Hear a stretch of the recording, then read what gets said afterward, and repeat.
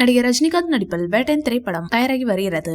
Lyca நிறுவனம் தயாரிக்கும் இப்படத்தை ஜேபிஎம் இயக்குனர் ஞானவேல் இயக்கி வருகிறார். இப்படத்தில் நடிகர் ரஜினிகாந்துடன் மஞ்சு வாரியர், ரித்திகா சிங், ராணா டகுபதி, ஃபகத் ஃபாசில், அமிதாப் பச்சன், விஜய் டிவி ரக்ஷன் என மிகப்பெரிய நட்சத்திர பட்டாளமே நடித்து வருகிறது.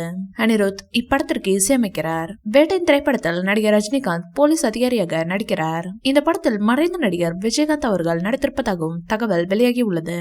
அவரை டிஏஜிங் செயல்முறையில் உருவாக்கி உள்ளனர். இப்படத்தின் படப்பிடிப்பு கடந்த ஆண்டு கேரளாவில் தொடங்கியது. இதையடுத்து நாகர்கோவில், சென்னை, ஆந்திரா உள்ளிட்ட பகுதிகளில் ஷூட்டிங் நடத்திய படக்குழு தற்போது இறுதிக்கட்ட படப்பிடிப்பை ஹைதராபாத்தில் நடத்தி வருகின்றனர். இதில் ரஜினிகாந்த் போலீஸ் வேடத்தில் நடிக்கும் காட்சிகள் படமாக்கப்பட்டு வருகின்றன.